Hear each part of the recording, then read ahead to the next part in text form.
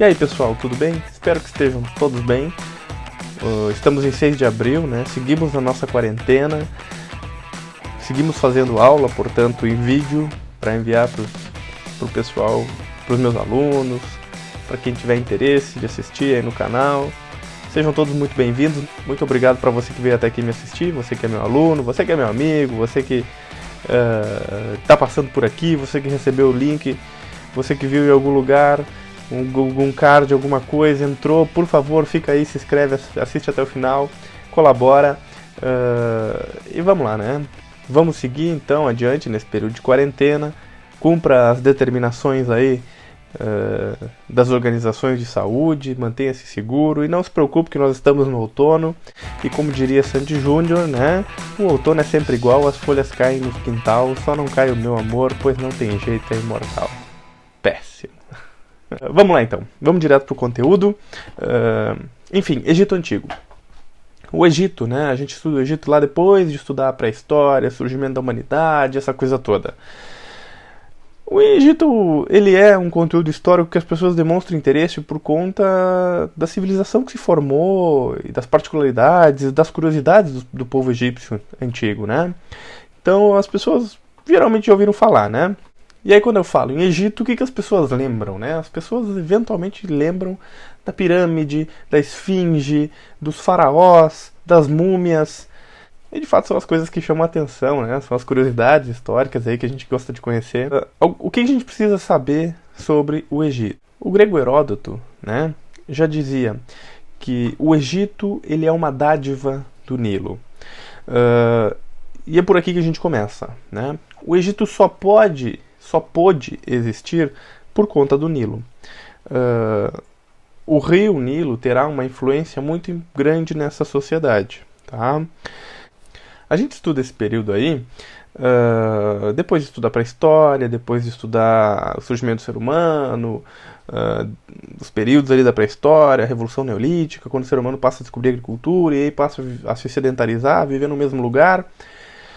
E aí a gente chega no surgimento das primeiras civilizações, que é onde se enquadra aí o Antigo Egito, né? Como surge essa ocupação então dessa região, tá? Por conta de mudanças climáticas que aconteceram em determinado momento, essa região aí do norte da África, né, ela vai passar por um processo de desertificação extremo. O Saara se tornará o maior deserto depois dos polos, tá, que são considerados desertos também.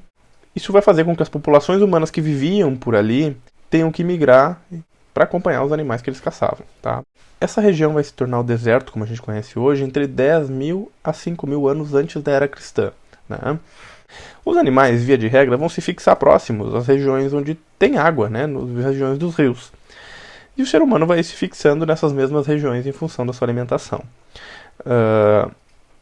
O Nilo ele vai garantir a vida numa faixa, né, que cruza aí. O Nilo é um dos maiores rios do mundo. O Rio Nilo aí tem mais de 6.600 quilômetros de extensão.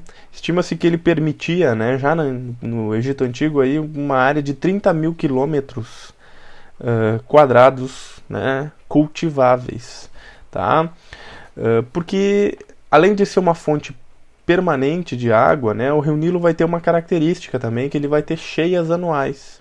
Essas cheias anuais permitirão, com o longo do tempo, né, o ser humano fixado nessa região em função da presença de animais, vai permitir ao ser humano observar aí o nascimento, o ciclo das plantas e a prática da agricultura nessa região, tá?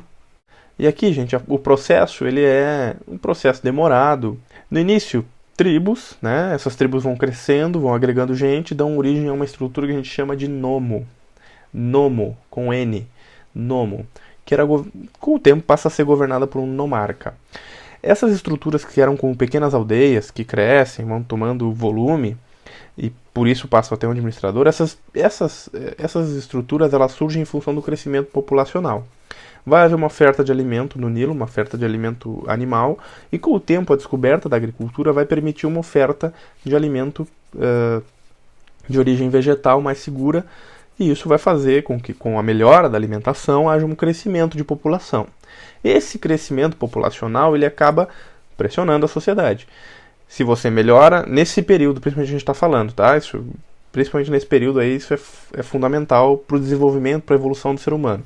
Você melhora a alimentação, você melhora a expectativa de vida das pessoas, né? Então, com melhor alimentação, a população aumenta.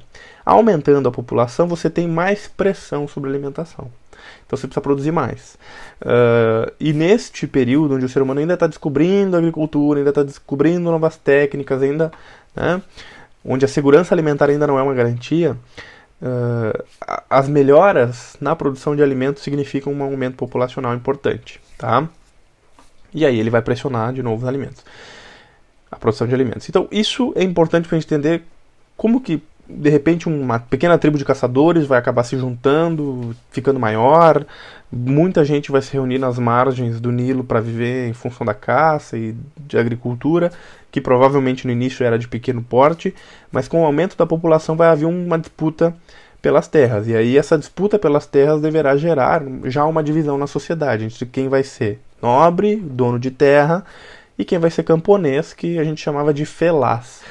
Essa diferenciação ela é muito importante porque isso vai segmentar a sociedade entre os que são proprietários e aqueles que não são proprietários, né? Ou os que terão as terras melhor cultiváveis e aqueles que não terão terras boas de se cultivar.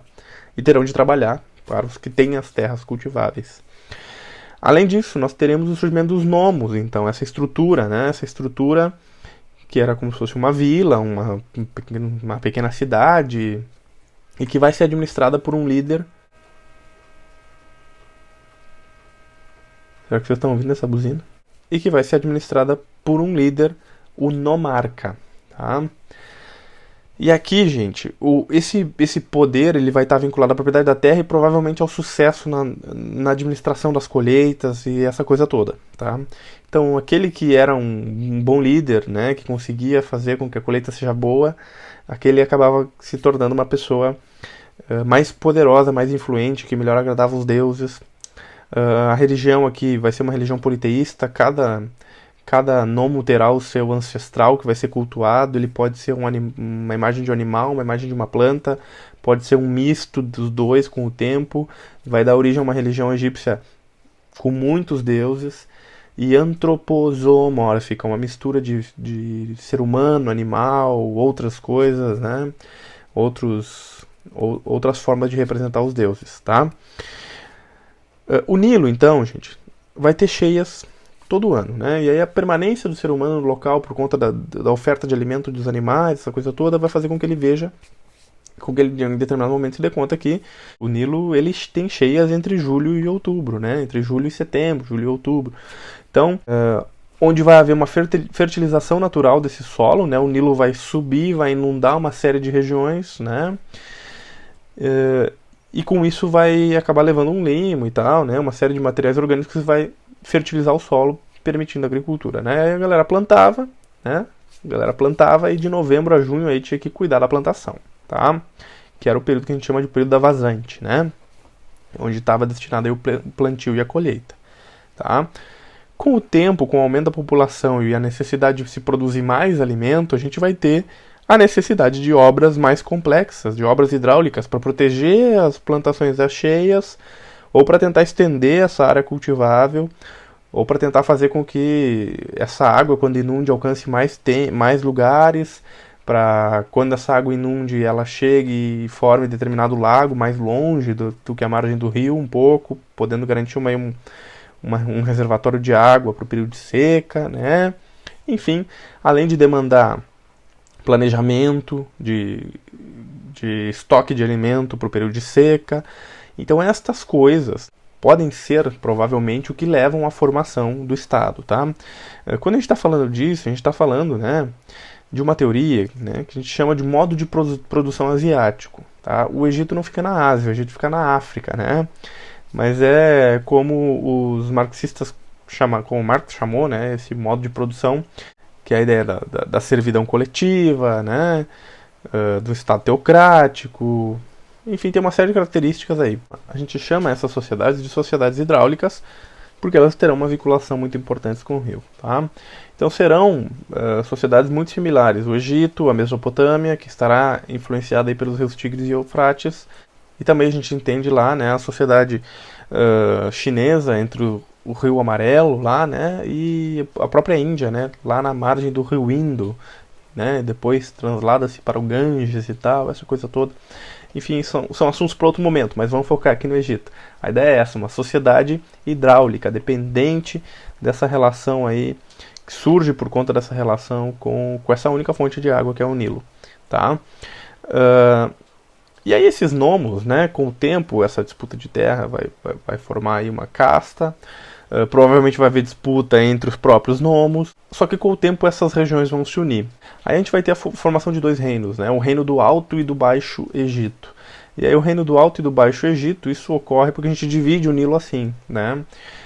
E aí eu gosto de brincar com os meus alunos que quando a gente pega um mapa, né, orientado para o norte, né, onde a gente tem o costume de orientar os mapas com o norte, quando está numa folha, né, quando está no livro, né, o norte está sempre orientado para cima, né, do livro. Isso é apenas uma orientação, uma maneira como a gente escolhe orientar, como a gente escolhe representar. A gente poderia colocar o mapa no chão, orientar ele para o norte, e aí não teria em cima nem embaixo, né, gente, porque, enfim. Mas nesse mapa que aparece nos livros, eu brinco com os meus alunos que o Alto Egito fica embaixo e o Baixo Egito fica em cima, porque tem a ver com o relevo, né, e não com essa suposta posição no mapa. Tá? O Alto Egito são terrenos mais altos, onde o rio nasce e ele vai correndo, né, ele deságua lá no mar Mediterrâneo, onde o terreno, a topografia é mais baixa, por isso o Baixo Egito. Tá? O Baixo Egito também é conhecido como Delta do Nilo. Tá? Delta porque é uma região aí que parece um triângulozinho, né? E o triângulo, né, lembra letra grega e tal, delta, essa coisa toda. Então por isso, tá? E aí nós vamos ter o reino do Alto Egito, que vai juntar esses nomos em volta do Nilo nessa região mais alta, e o reino do Baixo Egito, que vai juntar esses nomos, né, nessa região mais baixa, e na região do delta. Tá? Esses dois reinos eles serão unificados em determinado momento, mais ou menos 3.200 ou 3.000 antes da era cristã. Supostamente aí, segundo conta a tradição egípcia, né, Menes teria sido o rei. E aí ele unifica as duas coroas, e isso é bem emblemático, né, porque daí a gente tem a unificação das duas coroas com símbolos. Ele vai usar as duas coroas, elas eram diferentes, uma era branca, a outra era uma coroa vermelha, salmão, rosa, sei lá, enfim. Ele vai juntar as duas numa só para usar. Os faraós são representados segurando, né, objetos nas mãos. Esses objetos representam o Alto e o Baixo Egito. Tá? Então o Menes é o cara que unifica esses dois territórios e seria, né, esse governante que unifica os dois territórios e que, portanto, se torna o primeiro faraó. Aqui é importante a gente entender como é essa sociedade egípcia já nesse período, né, com os reinos e já com os faraós. Isso acabará ficando mais definido, assim, mais definitivo, né? É uma sociedade extremamente hierarquizada, não há mobilidade social, né? O faraó ele tem um poder teocrático, ele é considerado um herdeiro dos deuses, em determinado momento é considerado um deus vivo, tá? Ele será o poder supremo do Egito, tá? Então é a união do poder político, do poder civil com o poder religioso, né? O faraó não é só o rei, ele é o deus. Então o faraó vai ser o supremo poder, né? Ele vai estar acima de todo mundo. Abaixo dele estará numa espécie de pirâmide, né? Abaixo dele estará a sua família, a família real. Logo abaixo dele nós teremos os sacerdotes. E aí os sacerdotes terão muita importância porque serão a sustentação do faraó, né? A sustentação ideológica, né? A sustentação religiosa. Então os faraós serão dependentes dos sacerdotes, né? E os sacerdotes terão muito poder nessa sociedade. Abaixo deles, né, dos sacerdotes, virão a nobreza de modo geral, né? Aí a nobreza, as altas patentes do exército, né? Do que seria uma força armada do faraó. E abaixo deles, um pouquinho na sociedade, estavam os escribas, que eram ali o topo da sociedade, os beneficiados, os que tinham as melhores condições de vida, os que eram ricos, os que tinham os melhores trabalhos, os que tinham tudo, né? Os que eram os privilegiados da sociedade, né? Abaixo deles, então, vinha uma camada de artesãos que tinham uma vida um pouco melhor do que a dos camponeses, mas não necessariamente era uma vida fácil, né? Também podiam sofrer qualquer uma das coisas que um camponês poderia sofrer. Depois os artesãos, aí os camponeses, e abaixo deles ainda haviam os escravos. Aqui é um detalhe importante, né? Os egípcios não usavam escravidão em larga escala. Os escravos eram eles eram prisioneiros de guerra, tá? Eles existiam na sociedade egípcia, mas não eram a força predominante de trabalho. A força predominante de trabalho eram os camponeses, que estavam submetidos a uma espécie de servidão comunitária, né? Todas as terras eram do faraó, na prática era a nobreza quem controlava as terras, mas toda a produção era do Estado, né? Era do faraó. Então o camponês ficava com uma pequena parte para sua subsistência e todo o resto era do Estado para ser armazenado, distribuído quando necessário, em época de seca, pagar impostos para pagar a construção dos templos, etc, etc, etc. Tá? Os camponeses eram obrigados a trabalhar, tiravam daí sua subsistência, mas o que sobrava era tudo do Estado. Tá? Então, uma servidão coletiva, a gente chama isso. Durante o período da vazante, então, né, quando o Nilo baixava, a galera trabalhava ali na agricultura e tinha que ficar cuidando das plantações para que houvesse, né, uma boa produção. Aí vai haver gente dedicada a fazer a irrigação, que era por baldeação, né, para levar água, né, pelos canais para poder irrigar as plantações. Os camponeses tinham que trabalhar a terra, os camponeses tinham que cuidar para espantar as pragas, né, para que os animais não comessem a plantação. Enfim, era um trabalho bastante rígido. Trabalhavam na colheita, no plantio, no preparo da terra, no plantio, no cuidado da plantação, na colheita. No período da cheia, os trabalhadores eram convocados a trabalhar nas obras do faraó, né, ou dos nobres, enfim, construir templos, ou dos sacerdotes, né, construir templos, construir pirâmides, construir monumentos, enfim, e eram obrigados a fazer isso. Eles não tinham escolha, tá? Alguns historiadores apontam que há uma outra interpretação para isso, tá? Alguns historiadores apontam que, de fato, essa construção ela poderia gerar uma dinâmica positiva, né, na região. E aí os camponeses tinham esses trabalhadores camponeses, né, eles tinham uma certa aceitação disso, né? De certa maneira, construir a pirâmide ou construir um templo faria com que eles tivessem colheitas melhores, faria com que eles agradassem o faraó, agradassem aos deuses, e isso traria benefícios para eles. Então, sim, eles eram obrigados a trabalhar, mas de repente esta obrigação, nesta ideia de sociedade diferente do que a gente tem de hoje, né, talvez não fosse uma obrigação não fosse necessária uma obrigação tão insistente, né, aquela ideia dos filmes infantis, né, de ter um capataz lá batendo, né, no trabalhador para ele carregar uma pedra para construir uma pirâmide. Não é que isso não quer dizer que isso não acontecesse, tá? É provável que existia muita violência nessa sociedade. Mas a ideia de que você está construindo um templo para homenagear determinado deus que vai lhe ajudar depois na plantação também era muito forte, né? A gente está num período onde o ser humano não sabe como as coisas funcionam do ponto de vista natural, né? Do ponto de vista da natureza, e portanto a sociedade egípcia ela é muito ela é muito baseada em duas coisas: na experiência empírica, ou seja, naquilo que eu vi acontecer, que meu antepassado viu acontecer e que eu sei que funciona, né? Então a gente faz o canal assim porque a gente sabe que vai funcionar. Então a agregação de experiências empíricas, de tentativa e erro, né, é o disponível de conhecimento para eles, e o misticismo, né? Então a ideia de que o Deus, né, o líder divino, o faraó, então eles acreditavam, em determinado momento eles acreditavam que era o faraó quem determinava quando o rio enchia ou não enchia, né? Então tudo isso tem a ver. Um outro detalhe, né? Os egípcios têm eles têm uma concepção diferente de tempo, né? Parte da mitologia egípcia fala sobre isso, né? Da religião egípcia, que a gente chama de mitologia. Por exemplo, a ideia de que Ra é o deus Sol, né? Ele percorre o céu durante o dia e à noite ele vai lutar contra um monstro devorador que quer terminar com toda a criação dele, né? Terminar com o planeta Terra. Então ele precisa vencer esse monstro durante a noite, senão o monstro destrói toda a criação, destrói a Terra, destrói o Nilo, destrói tudo e todo mundo deixa de existir. Então é uma ideia cíclica de tempo, né? Todo dia, né? O Ra tá lá, triunfante no céu, desfilando. À noite ele vai para o submundo, né? Onde ele, com a ajuda dos antepassados, dos faraós, dos outros deuses, ele tenta destruir aí, ele tenta evitar que esse monstro destrua a criação. Então os egípcios são muito vinculados ao misticismo, então essa ideia de construir um templo, talvez, né, diminuísse a necessidade de você obrigar os trabalhadores a trabalhar. É óbvio que é um trabalho obrigado, né? Eles não têm escolha. Enfim, mas é preciso ter uma noção disso, tá?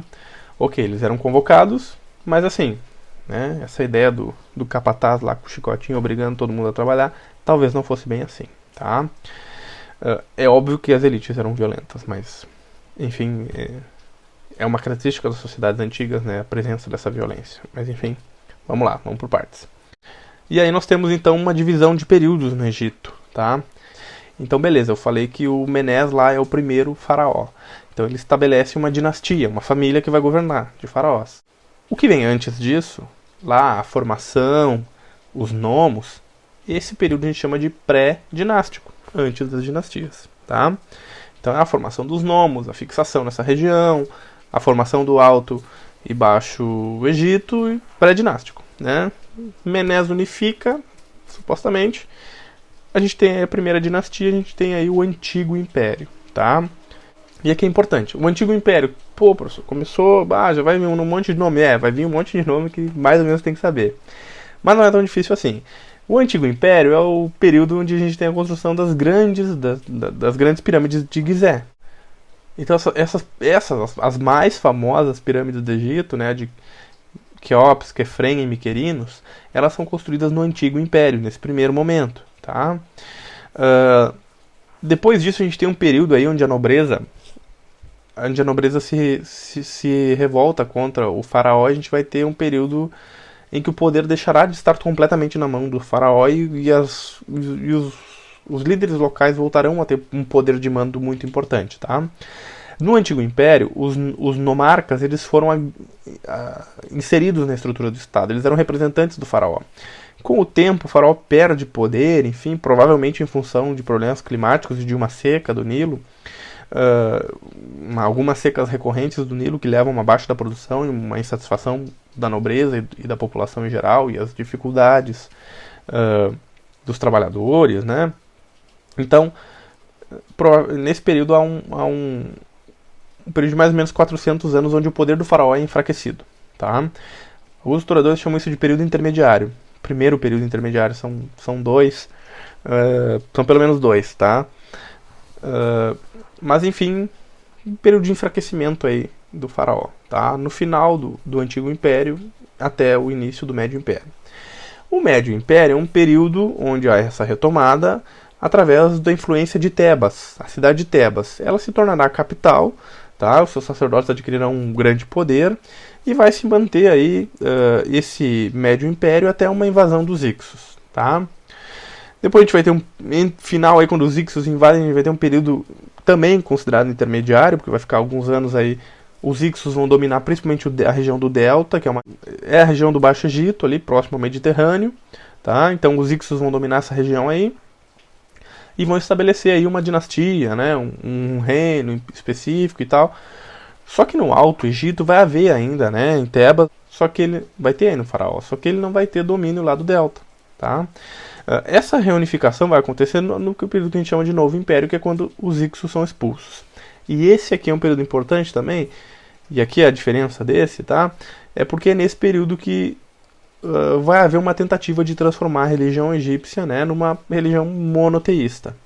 Então nós vamos ter ali o Amenófis IV, né, que vai se incomodar com o poder dos sacerdotes e vai expulsá-los, né, do seu palácio, enfim, e vai determinar a criação de uma nova religião, né, o culto ao deus Atom, ao deus Sol, ao disco solar, né. E aí o deus Aton seria o único deus do Egito a partir de então. Ele vai tentar forçar essa mudança cultural, essa mudança religiosa. Ele vai mudar o próprio nome dele, né? Ele passará a se chamar Akhenaton, né? Ou Akhenaton, enfim. Só que a sua reforma religiosa, né, para tirar o poder desses sacerdotes, os sacerdotes de Amon, né, que haviam se tornado muito poderosos no novo império, para retirar o poder deles, ele cria essa nova religião. Só que, enfim, você não muda uma religião de 3, 4 mil anos. O Egito ele tem um período de duração histórica muito grande, né? Então você não muda uma religião assim em um governo do dia para a noite, né? É óbvio que durante o seu governo ele vai forçar isso e vai conseguir, né, de fato, fazer com que as pessoas passem a cultuar o deus Aton, né? E ele vai ser o grande sacerdote dessa religião. Só que quando ele morre, isso acaba, tá? Quando ele morre, assume o seu filho, né? O seu filho era o Tutankhaton, né? O Tutankhaton, que decide não seguir, né, a religião do pai, né? E aí ele troca de nome e torna-se o Tutankhamon, né? Que é essa mudança em relação ao deus, né? É o escolhido do deus Aton e o escolhido do deus Amon. Enfim, então há o abandono desse politeísmo e o Tutankhamon retorna à religião politeísta, né? Abandona esse culto ao deus Aton. E os sacerdotes do deus Amon voltam a ter um grande poder no Egito, tá? Então, por isso Tutankhamon, né? O nome dele, quando o pai dele decide que ele é o herdeiro, é Tutankhaton, né? Mas aí ele abandona a religião e vira o Tutankhamon. Restaura as antigas tradições religiosas e vai governar pouco tempo, tá? O Tutankhamon morre muito jovem, o rei Tut, né? E foi uma das tumbas preservadas, muito preservadas, que foram encontradas, né? Não foi enterrado numa pirâmide. As pirâmides, a princípio, serviam, né, como um monumento aos faraós, mas elas praticamente são construídas, né, salvo algum engano meu, né, mas assim, elas provavelmente foram construídas, a maior parte delas foi construída no período do Antigo Império, tá? Depois foram feitas outras maneiras aí de sepultar os faraós, e o próprio processo de mumificação passa a ser mais popularizado aí a partir do Médio Império, tá? E aí o período desse novo império ele termina com a invasão dos assírios, né, em 670 antes da era cristã. E aí o novo império chega ao fim. Vai haver ainda ali um período onde há uma tentativa de um renascimento, né, renascimento saíta, que é uma cidade lá, né, mas não vai durar muito tempo, tá? Logo os persas nesse momento vão ser uma civilização muito potente, né, muito forte no mundo, e eles irão dominar o Egito, tá? Depois os persas virão Alexandre, o Grande, né, que dominará a Pérsia e o Egito. Depois Roma, né, vai dominar esses territórios, enfim. O Egito não será mais independente, tá? Não será mais um reino independente como antes. É importante aqui, vai seguir existindo faraós? Vai seguir existindo faraós. A Cleópatra é do tempo de Roma, tá? Mas o Egito não é mais independente e, portanto, ele está submetido a uma outra civilização, então ele perde importância nesse sentido, né? Já no período do Médio Império, ele vai se tornar um grande celeiro do mundo, né? Porque se produz muito alimento nessa região. Então, os seus excedentes serão exportados para várias partes do mundo, tá? Enfim, algumas curiosidades que acho que quando a gente fala de Egito, e a gente sabe um monte de curiosidades sobre o Egito, né? Que a gente costuma falar e tal, né? O processo de mumificação, ele é a confirmação de que os egípcios acreditavam na vida após a morte.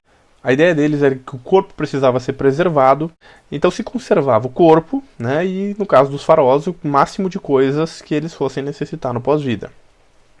Por exemplo, Tutankhamon tinha um problema, provavelmente ele mancava. Ele precisava usar bengala para caminhar. Então foram junto da sua múmia foram encontradas dezenas de bengalas, tá? para quando ele precisasse no pós-vida, né? O corpo era todo preparado, né? Os órgãos eram retirados, o cérebro era retirado, não havia concepção de que o cérebro fosse o responsável pelo pensamento, né? Os egípcios acreditavam que o coração era o órgão mais importante, né?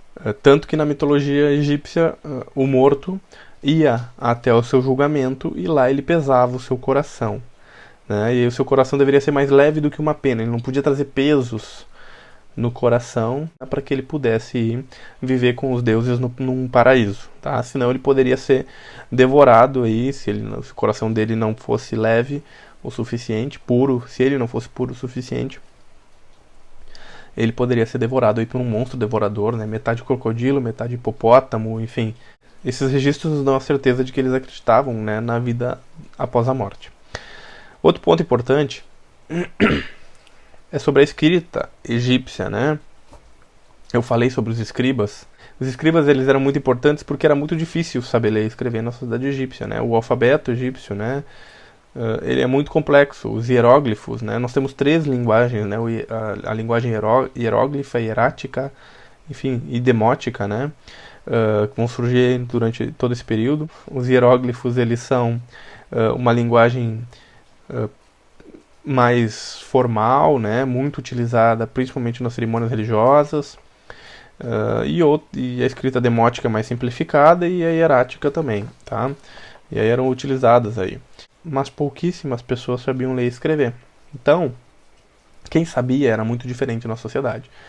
Diferente de tal modo que, né, conseguia aí garantir um emprego, né, que não fosse um emprego duro no campo, né, e uma qualidade de vida superior. A tradução dos hieróglifos só foi possível graças à Pedra de Roseta, que foi encontrada por Napoleão, né, muito tempo depois aí do fim da sociedade egípcia.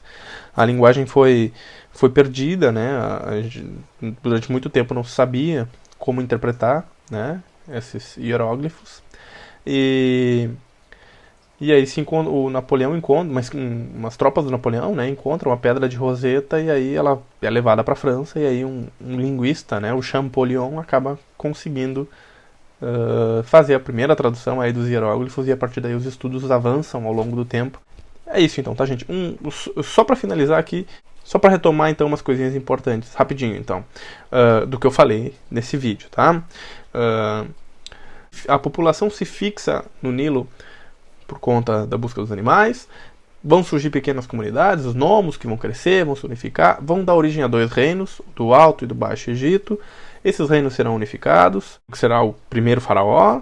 A sociedade será extremamente estratificada, né, em castas, não vai haver mobilidade social. O governo será uma monarquia teocrática, a fusão de Deus, né, da ideia da religião e da política, né, da sociedade.